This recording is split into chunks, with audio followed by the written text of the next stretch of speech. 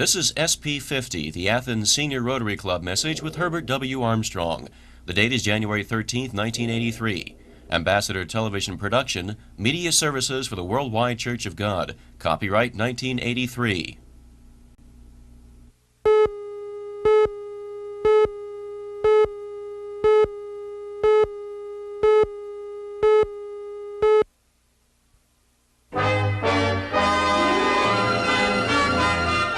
The World Tomorrow. The Worldwide Church of God presents The World Tomorrow with Herbert W. Armstrong.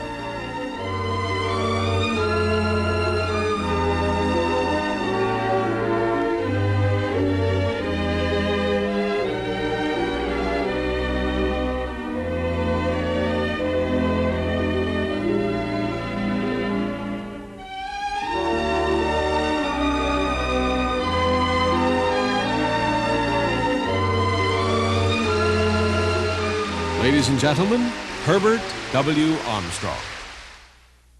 The whole world soon will be stunned by the announcement or the news of a new amalgamated nation appearing suddenly in Europe, possibly more powerful than either the Soviet Union or the United States.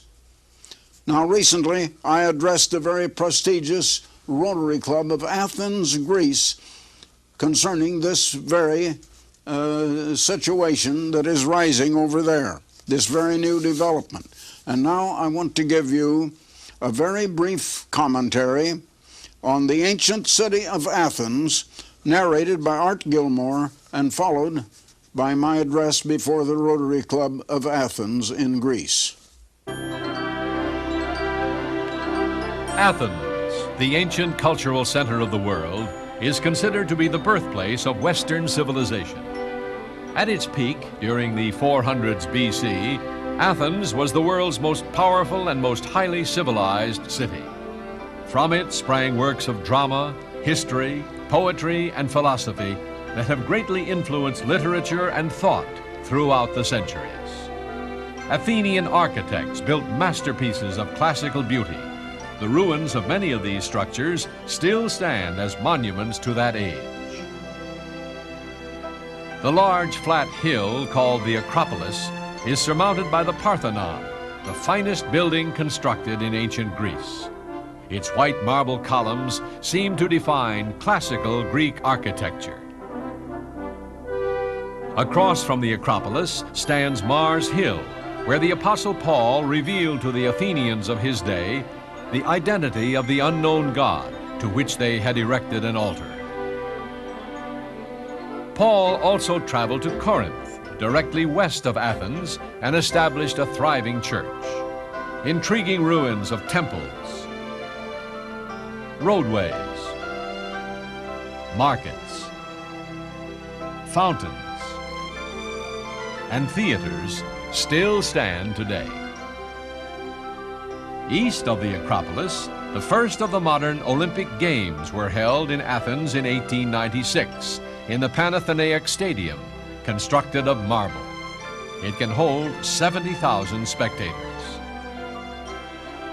Today, Athens is the cultural as well as the financial center of Greece. Athens' Elefsis Bay reflects the importance of Greece in the world's shipping and petrochemical industries. The influential Greek Orthodox Church numbers among its membership the great majority of the population of Athens. Into this great city, rich in history, culture, and religion, came Herbert W. Armstrong, bearing a message which had not been heard in Athens since the days of the Apostle Paul. Mr. Armstrong was invited to address the Athens Rotary Club. Its membership consists of many of the leading businessmen and financiers of Greece, including the head of Olympia Airlines, the national airline of Greece, George Voiadis, a leading member of Greece's parliament, and Konstantin Ringas, president of Hellenic Mediterranean Shipping Lines. Dear Mr. Armstrong, it's a great pleasure for me, and I could even say an honor for me,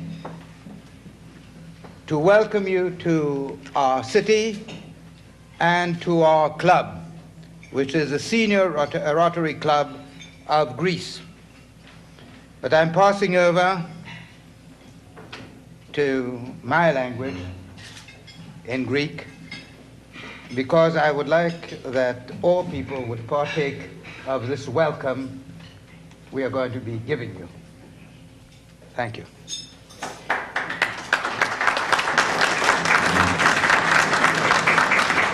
Η σημερινή συναισθίασή μας, αγαπητοί φίλοι, είναι αφιερωμένη. Our gathering today, dear friends, is devoted to world understanding and peace.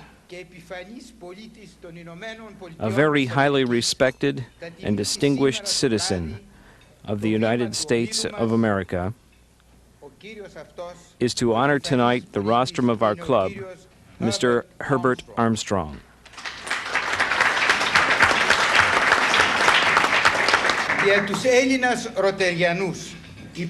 For the Greek Rotarians, your presence as an ambassador of world peace at this rostrum is indeed a joy and a satisfaction, because your efforts coincide with this year's theme of the International Rotary Club, humanity as a whole, building bridges of friendship around the world.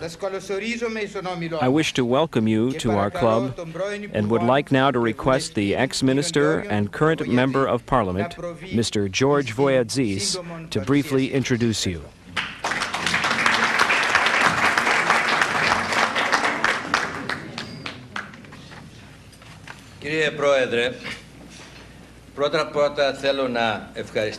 Mr. President, I would like first of all to thank most warmly the Rotary Club for giving the possibility to our honored guest, Mr. Armstrong, who is only staying for a short while here, to speak to you tonight.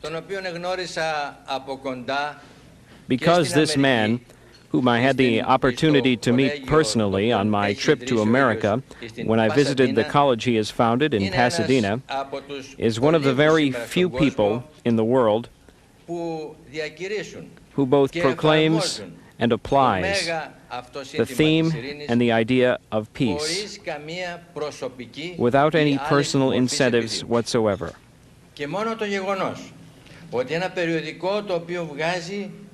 The mere fact that a magazine is being published at Ambassador College by Mr. Armstrong, which is entitled The Plain Truth, and which is distributed throughout the world with a circulation of 5.5 million copies.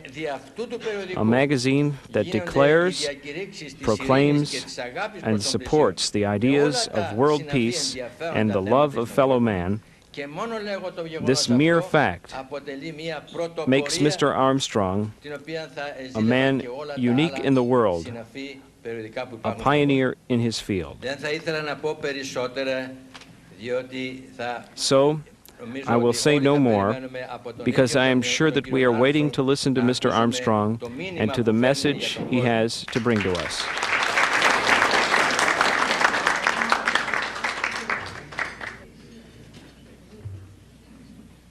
Ladies and gentlemen, good evening. It certainly is a great honor to be able to speak to the Rotary Club here in Athens, Greece, one of the most ancient cities in the world and the home of education, scholarship, and culture. I come to you as an unofficial ambassador for peace. Millions of men have given their lives in the interest of peace in wars. World War I was supposed to have been the war to end all wars, but it didn't end war. World War II didn't end war. There have been dozens and scores of wars since that time. War and threats of war are continuing to go on. The reason we do not have peace is because people do not know the way to peace.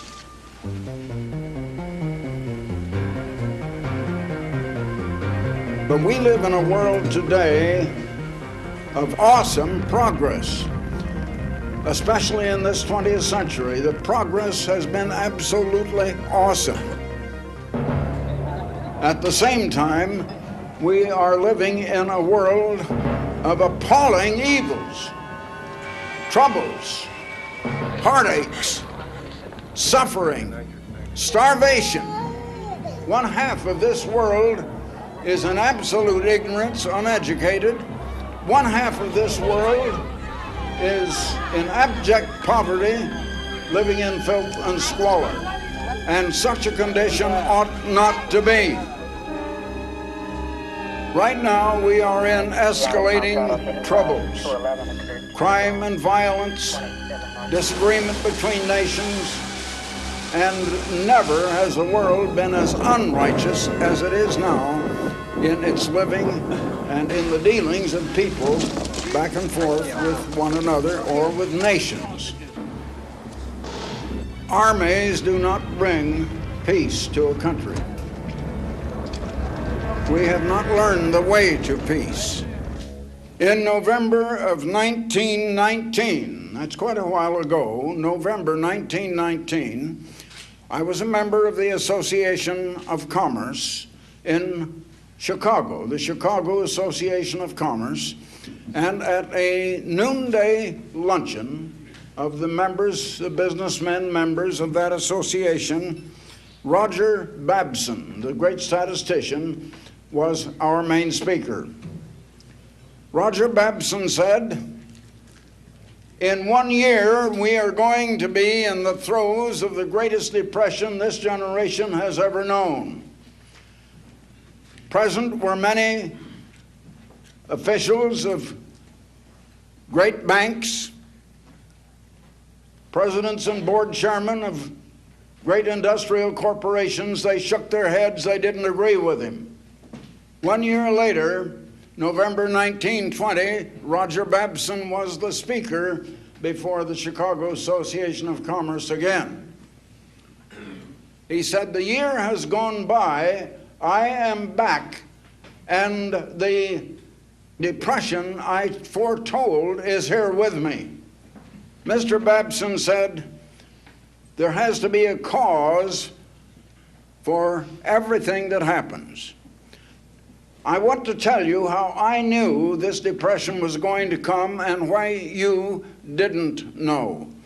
I was looking at the cause of conditions, you were not.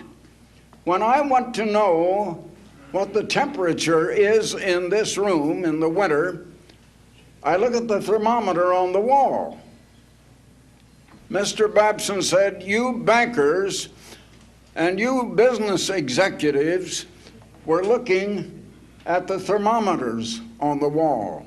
They only recorded what was happening up to that time, not what was going to happen. You were looking at bank clearings, you were looking at stock car loadings, you were looking at wholesale prices and consumer price indexes." But he said, "I was looking at the cause of conditions.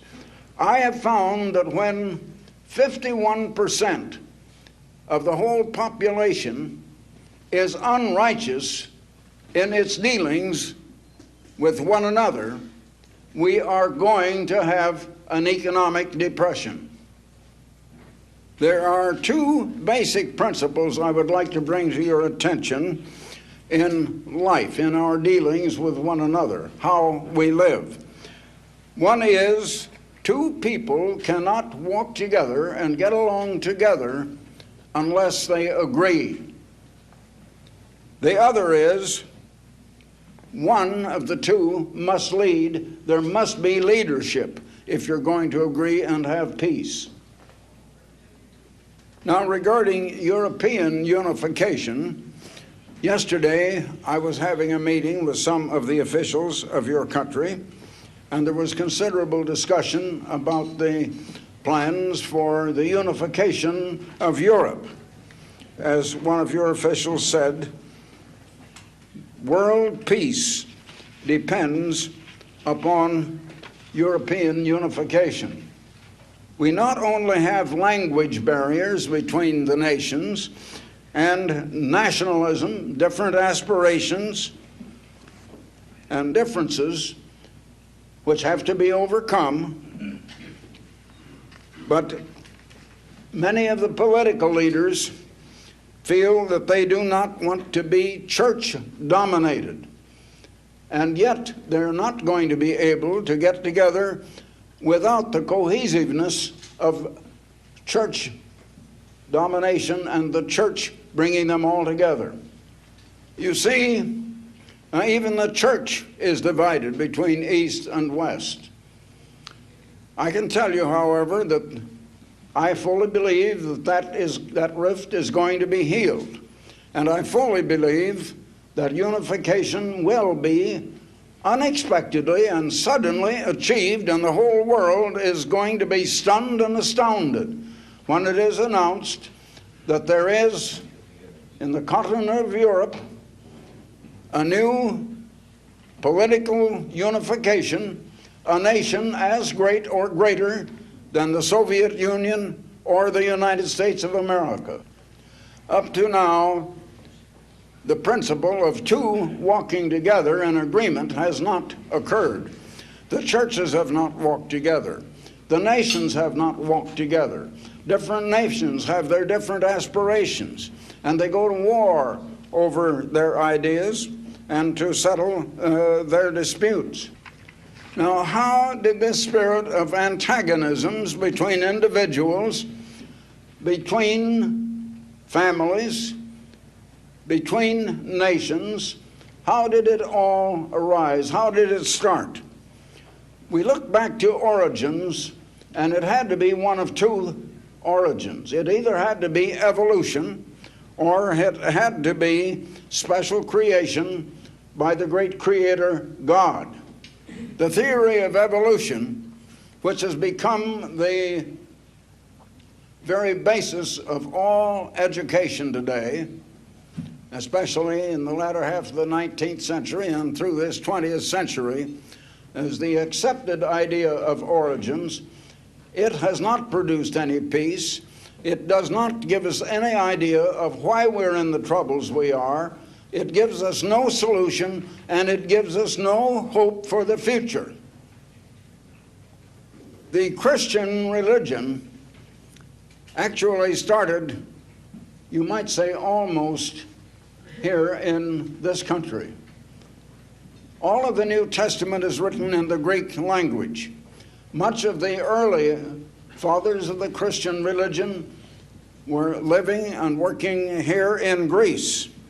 Now, in the religion of your country here, you will read in the New Testament, in John, the first chapter and the first 5 verses, that in the beginning, before anything else, was a great personage called the Word. And the Word was with another great personage named God. And yet they were both God, because it says, and the Word was God. In verse 14 of that same chapter, you will read that the Word later was born as Jesus Christ.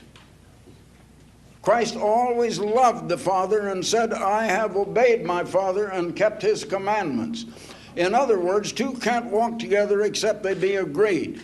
God and the Word were completely in agreement. They agreed completely. And also, one had to be the leader. God has always been the leader.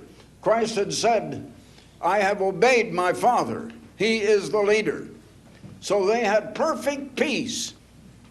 Now, the way they lived together and cooperated together was love. Agape, you call it in Greek. And that became a law. Now, a law is merely the directions of how you're going to live, like the rules in a sports game of some kind that regulates how you perform the sport or how you live. And God's way of life is outflowing love or concern for the good and welfare of others. In due time, God created man. Now, God had explained to the first man, Adam, his way, his law of love, of cooperation, of getting along together, of agreeing. But he gave him his choice, and man took, as you read in the incident of the forbidden fruit, he took of the knowledge of good and evil to decide for himself what is right or what is wrong. In other words, he took to himself the knowledge of what is right and what is wrong, what is good and what is evil. It's the way of get instead of the way of cooperation and give.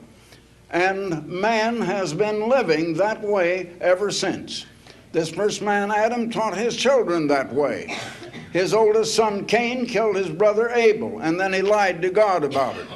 And people have not been getting along ever since. Even today, we're all antagonistic one against another, and selfishness seems to rule mankind, and has ever since. Now, we call it human nature. The result is the world has become all divided, and we do lack leadership. Now, I said a while ago that unification of Europe is going to occur, and the whole world will be stunned when it does. Also, now we have the weapons of mass destruction.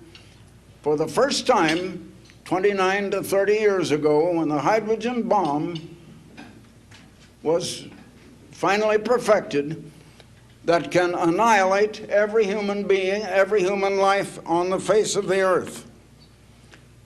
And now it is recorded in the book of Matthew that a time of trouble is going to follow the unification of Europe, and that the trouble will be so great. And the Bible says that nuclear World War III is going to come, definitely. Now that should shock you, but it is true. It is going to happen, and in our lifetime. That same passage, talking about this terrible time of World War III, also says that except God supernaturally intervened to stop it, there would not be a human life left alive on the face of this earth. But God will intervene. The world will be spared. Christ will come. He is going to rule all nations on the earth. He's going to rule Greece. He's going to rule Germany. He's going to rule Russia. He's going to rule the United States, Japan, and China. Every nation. And he is going to bring peace. And they're going to beat the weapons of war into weapons of production. And people are going to learn to get along with one another. People are going to learn to cooperate instead of trying to fight one another. We're going to learn the two can't walk together except they be agreed, but we're going to have leadership, and that leadership will be Jesus Christ now coming as a great supernatural God in the full power of God. Now, in a sense, the unification of Europe may trigger this whole thing that will result in final world peace. So perhaps the official who said yesterday morning that world peace depends upon it, perhaps he was right after all. But just before this passage in Matthew 24 that I told you about, verse 14 says that when this gospel of the kingdom is proclaimed all over the world to all nations, then will these things shortly come. I am proclaiming that message, and it's the first time in over 1900 years that that message has been proclaimed to the world. It's the same message that Jesus Christ proclaimed. But people have been preaching a gospel of men about Christ, about the person of Christ, and his gospel was what I've just told you, and that has not been preached. You have heard that fulfillment in your ears here this evening. I ask you, if you have ears to hear, please heed. Thank you very much.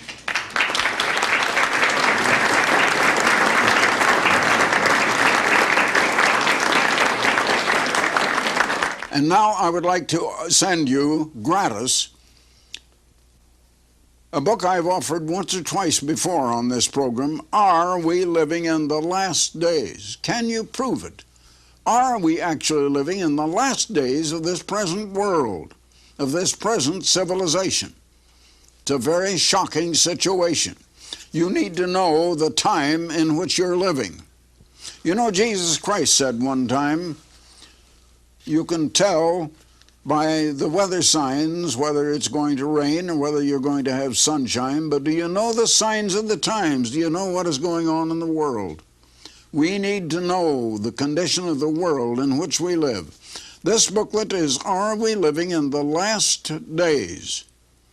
Now, there's no charge, no request for money. I would like to send it to you absolutely free. And I would like to send you also, if you're not already a subscriber, a year's subscription to The Plain Truth with a circulation of more than 5,500,000 copies every month, published in 6 different languages. The Plain Truth, a magazine of understanding. Let me give you a sample of some of the articles in a recent number. Europe in Ferment. You need to read that about the situation in Europe. The Plain Truth analyzes today's world news in the light of biblical prophecy and tells you what it means, what is going to happen. Another one, evolutionists and creationists are at it again. Another one, will Century 21 be the Japanese century? The Japanese are coming up. Why? Another article, will mankind conquer pollution? The pollution all over the world. You need The Plain Truth, and there's no subscription price. It is unique in every way, illustrated in full colors, a very handsome, beautiful magazine. There's no subscription price, no request for money. I would like to enter your name on the subscription list. Now all you do, send your name and address to me, Herbert W. Armstrong, Pasadena, California. That's Herbert W. Armstrong, Pasadena, California, 91123. Or why don't you just go to the telephone right away, that is much quicker, and telephone a free call, 800, then 423-4444. Call now. There is no charge. You call 800-423-4444. Now, if you live in California, Hawaii, or Alaska, then call a different number, collect. We'll pay for the call. You call area code 213, then 304-6111. That's area code 213-304-6111. So until next time, this is Herbert W. Armstrong. Goodbye, friends. For the free literature offered on this program, write Herbert W. Armstrong, Pasadena, California, 91123. In Canada, Box 44, Vancouver, BC. Or in the continental United States, you may call this toll-free number, 800-423-4444. In California, Alaska, and Hawaii, call Collect 213-304-6111. If the lines are busy, please try again. The preceding program and all literature were produced and sponsored by the Worldwide Church of God.